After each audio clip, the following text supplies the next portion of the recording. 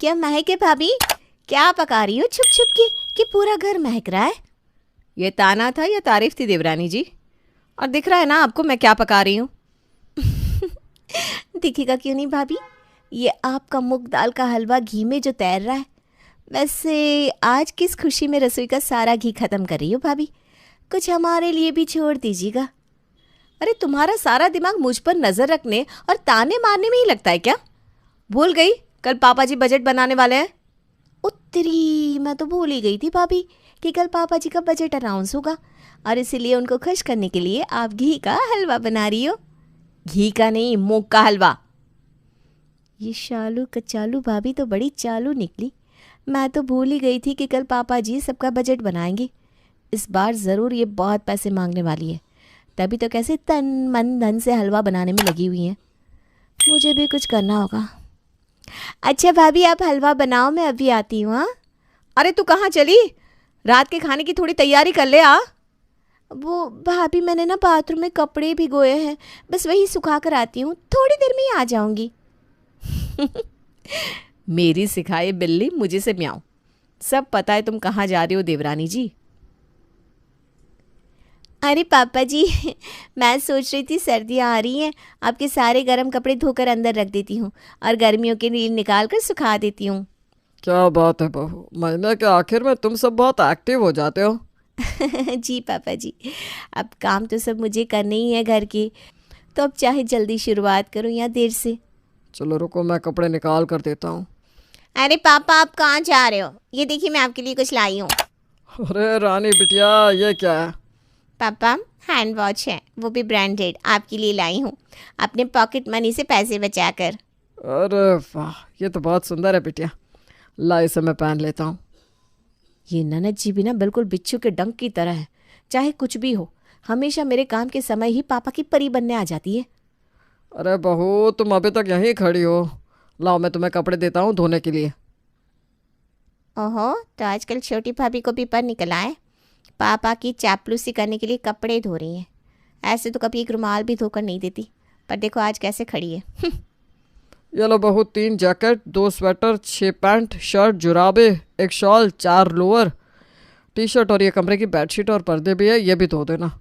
हे भगवान, ये इतने कपड़े धोने हैं? ससुर जी ने तो मुझे ही धो डाला। ये सिर्फ पापा जी के ही कपड़े हैं या पूरे मोहल्ले के? मैं भी पागल हूँ जो कपड़े धुलने को आ गई।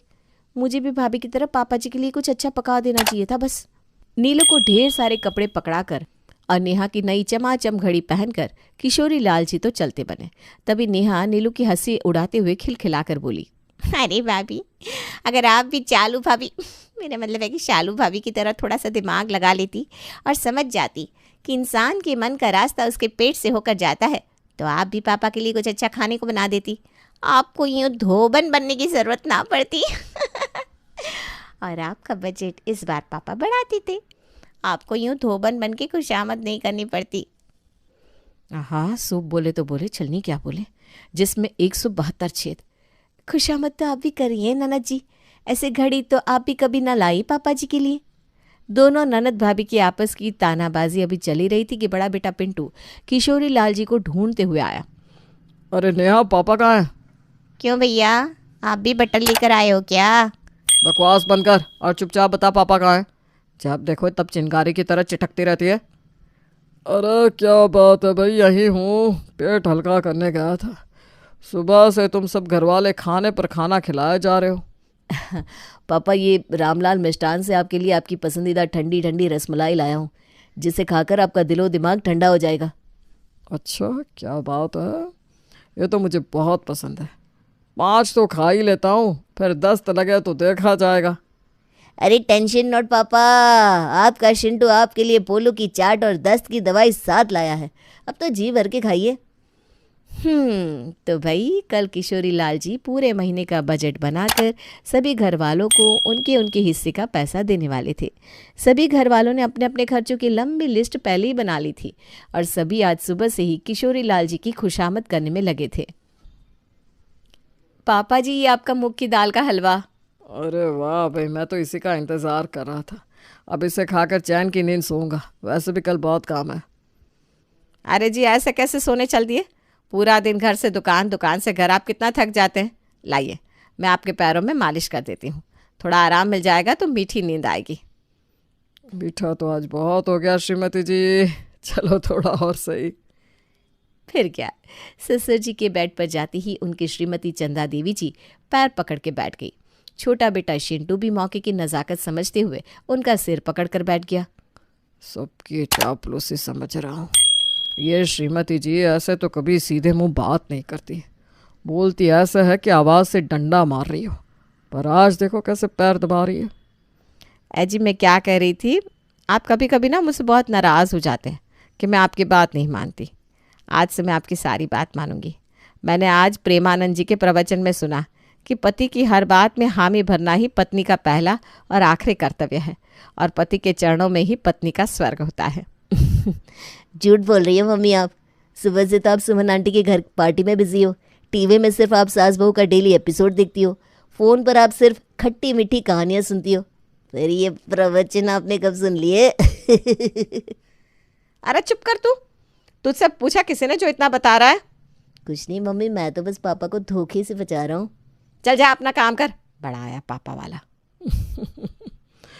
वैसे वाकई क्या बात है श्रीमती जी, आज कुछ ज़्यादा ही ज्ञान की बातें नहीं कर ली आपने। अब क्या करूँ, वक्त आने पर गधे को भी बाप बनाना पड़ता है। क्या कहा? मेरा मतलब है वक्त वक्त पर सब सुनना चाहिए, ये धार्मिक चैनल भी सुननी चाहिए ना। पापा मुझे तो लगा मम्मी आपको गधा बोल रही है। खैर पापा, मैं आपके लिए बादाम का दूध लाई हूँ, प्लीज़ पी लेना, मैंने खुद बनाया है। पूरा दिन किशोरी लाल जी की सभी घर वालों ने खूब सेवा की।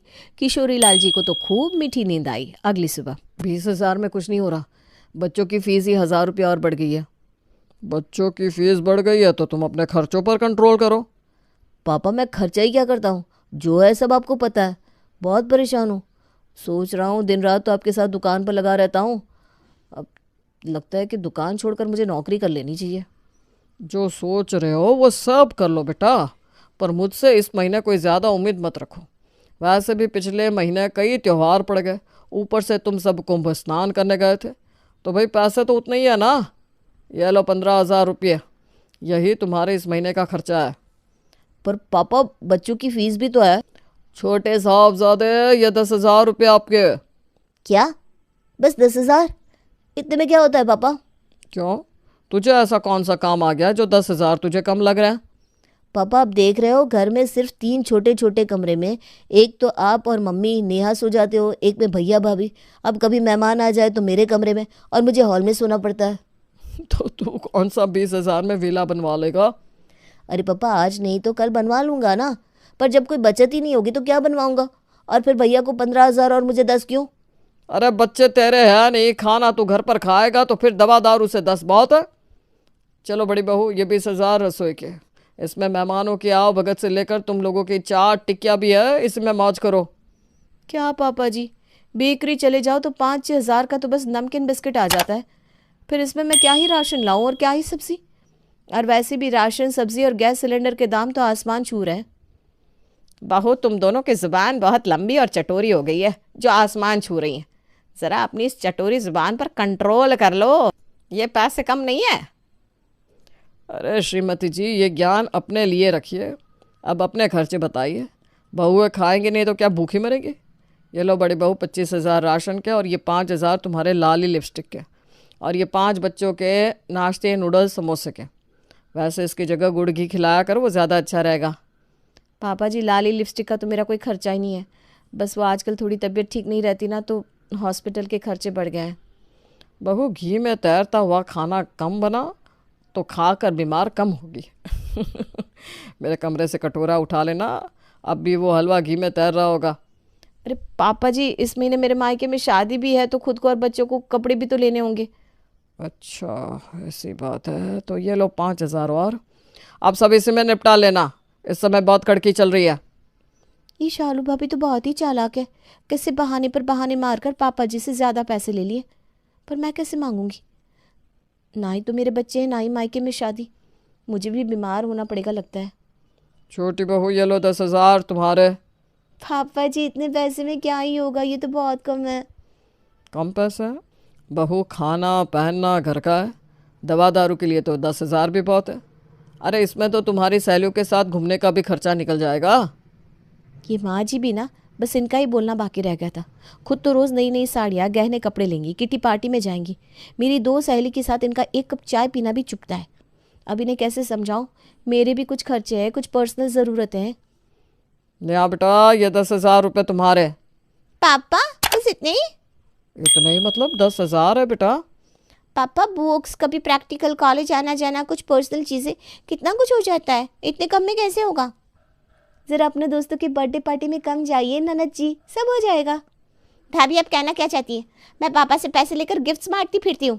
क्या पता, अब तो मैं ऐसा कह रही हूँ तो हो भी सकता है। भाभी आपको मेरे और मेरे पापा के बीच में बोलने का कोई हक नहीं है। अरे अरे नाना जी, आप तो नाराज़ हो गई। मैं तो बस ये कह रही थी थोड़ा सा फालतू खर्च कम कर दीजिए, खाना घर का खा लीजिए, तो इतने पैसे में आपका खर्च अच्छे से चल जाएगा।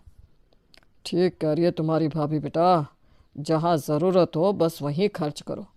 बहुत से लोगों की तो 10,000 रुपये महीने की सैलरी होती है। सोचो इतने में उनका पूरा परिवार पलता है। अपनी दुकान के श्यामू काका को ही ले लो। अजी मेरा कुछ है कि मुझे घर से बाहर का समझा जाता है। अरे भगवान, मुझे मेरी शामत बुलानी है क्या? ये लो 5,000 रुपये आपके। क्या बस 5,000? बहुओं के 15,000 और मेरे बस 5? ए जी पूजा पाठ का सामान, मेरी बीपी की दवाइयाँ, ये सब कैसे आएगा इतने में? 5 नहीं 7 है हम दोनों के, जिसमें 2,000 भाई मेरे भी है, जिसमें दुकान तक आने जाने का खर्च और चाय पाने का ऊपरी खर्च। पर मैं इस महीने शिवरात्रि पर सत्संग कराने का भी सोच रही थी, इतने में कहाँ कुछ हो पाएगा। सत्संग कराओ या भंडारा, मेरे बनाए बजट में मुझे जितना जिसे देना था वो सब मैंने दे दिया। सेवा समाप्त। पिंटू और शिंटू, तुम दोनों टाइम से दुकान पर चले जाना। वो पापा, आज मैं बच्चों के स्कूल जा रहा हूँ, पेरेंट्स मीटिंग है ना, मैं कुछ देर से दुकान पहुँचूँगा। इतना कहकर समय के पाबंद किशोरी लाल जी ने अपना थैला उठाया और लंबे डग चल दिए दुकान की तरफ। वहीं दूसरी तरफ पिंटू चला गया बच्चों के स्कूल और नेहा अपने कॉलेज। सर, आपकी बच्चे चीनू मीनू कभी भी अपना होमवर्क कंप्लीट करके नहीं लाते और पढ़ने में एकदम बुद्धू है। ओह मैडम, ऐसा क्या? यस, ऐसा ही है। घर पर इनकी पढ़ाई लिखाई पर ध्यान दीजिए, हो सके तो ट्यूशन लगवा दीजिए। जी मैडम, बिल्कुल जी। शाम के समय। क्या बात है भैया, इतनी सोच में दुखी क्यों बैठे हैं? कुछ आफत आ गई है क्या? ससुराल वालों ने फिर से उधार मांग लिया क्या? अरे नहीं नहीं, चीनू मीनू की टीचर आज शिकायत कर रही थी कि पढ़ाई बिल्कुल नहीं करते बच्चे, इनका ट्यूशन लगवा दो। अरे कहाँ से लगवा दूँ, गिने चुने पैसे दिए पापा ने, ऊपर से मेरी बाइक भी ख़राब है, उसको भी ठीक कराने का 4,000 का खर्चा अलग से। ऐसे ही हो गया, पापा के दिए 8,000, तो अब बाकी का मैं पूरा महीना क्या ही करूँगा समझ में नहीं आ रहा। अगर अभी जाकर उनको ये बात बोलूँ तो कहेंगे अपनी फटफटिया बेच दे और साइकिल से चला जा, शरीर भी फिट रहेगा। यही है ना भैया, जब से शादी हुई नीलू को एक भी बार कहीं घुमाने नहीं ले गया। पापा इतना टाइट बजट देते हैं जिसमें हाथ की मुट्ठी बंद सी जाती है। ज़रूरी खर्च भी बड़ी मुश्किल से निकलते हैं। घूमने जाने का मतलब 30,000 रुपये तो कम से कम होने चाहिए। यूँ ठन ठन गोपाल बने घूमना भी तो अच्छा लगता है क्या? रोज़ कलेश करती है नीलू, ये घूमने गए वो घूमने गए, पर मैं क्या करूं भैया, पैसे ही नहीं बचते। लगता है ज़िंदगी में कभी कुछ कर नहीं पाएंगे। जाने कब से पापा से कह रहा हूँ ये दुकान नहीं चल रही, इसे बेचकर शहर में ले लेते हैं, पर पापा ना फेविकॉल की तरह चिपक से गए इस दुकान से, जो इनका ये छोड़ने का मन ही नहीं करता। भैया, मेरा एक दोस्त है रवि, चाय और मैगी की दुकान लगाता है शहर में। हमारे कपड़े की दुकान से ज़्यादा आमदनी है उसकी महीने की। अभी दोनों भाई अपना अपना दुखड़ा रो रहे थे कि बहन नेहा भी कॉलेज से पैर पटकते हुए आ गई। क्या बात है बहना, इतने गुस्से में कैसे? किसी सहेली के बाल नोच आइए क्या? नोचवा आई है? भैया हर टाइम मजाक अच्छा नहीं लगता, आपको दिख नहीं रहा मैं कितने टेंशन में हूँ? अरे वही तो हम पूछ रहे हैं, क्या बात हो गई जो तेरा पारा इतना हाई है? सभी दोस्त कॉलेज से ट्रिप पर जा रहे, बस मुझे छोड़कर। अब मैं कैसे जाऊँ जब पापा ने पैसे ही गिन गिन कर दिए। अब इतने कम पैसे में मैं कॉलेज का खर्चा मैनेज करूँ या खुद के कपड़े या बुक्स, कभी ये कभी वो, कैसे मैनेज करूँ? सही कह रही हो नाना जी, कहने को तो मुझे सबसे ज़्यादा पैसे मिले, पर गृहस्थी जो चलाए वही जाने। आए दिन कोई ना कोई मेहमान आ जाता है, उसका खर्च अलग से होता है, तो कटता तो हमारे से ही। आप तो बस ये कह लो अपना मुंह पेट काट काट कर मैं इतने कम पैसों में रसोई चला रही हूँ। बच्चे आए दिन कुछ न कुछ खाने पहनने की ज़िद करते हैं, बहुत ही दिक्कत होती है। पर क्या करूं, कोई मुझसे भी पूछे तो बताऊं कि कितनी दिक्कत होती है पापा जी के बनाए बजट से। भाभी मैं तो बस बदनाम हो के सहेलियों के साथ घूमती हूँ। अरे आजकल होता ही क्या है, 10,000 रुपये में 5,000 से नीचे तो ढंग की साड़ी तक नहीं आती।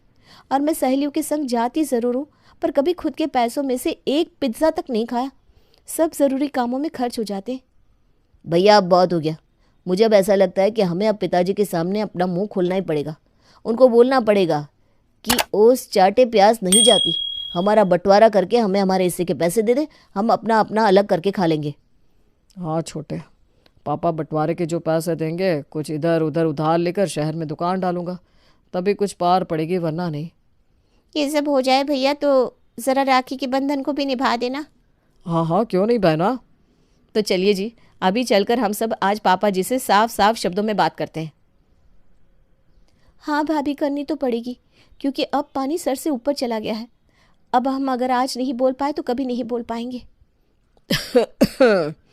अरे भाई क्या हुआ, ऐसी कौन सी गंभीर बात चल रही है जो पूरा परिवार एक साथ पंचायत लगाकर बैठा है।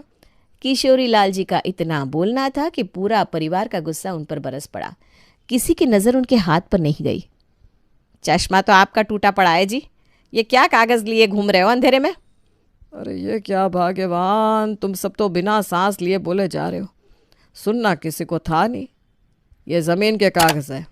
पिंटू और शिंटू बेटा, वो तुम दोनों बहुत दिनों से शहर में दुकान लेने की कह रहे थे, तो तुम दोनों के नाम शहर में 4 दुकानों की जगह ले लिया है। ये सुनते ही पूरा परिवार हक्का बक्का रह गया। सबकी आंखें शर्म से झुक गई। पर यहीं सासू माँ ने अपना दांव खेल दिया। ये वही थी जो कुछ देर पहले किशोरी लाल जी की आलोचना में पूरे परिवार के साथ थी। मैं तो कह रही थी बच्चों, अपने पापा को गलत ना समझो, वो बजट में कंजूसी भी तुम लोगों के लिए ही करते हैं ना। आखिर घर का मुखिया ये ना करे तो परिवार के लिए कैसे कुछ अच्छा कर पाए। हाँ माँ, आप जो कह रही हो, इससे ही तो बहती गंगा में हाथ धोना कहते हैं।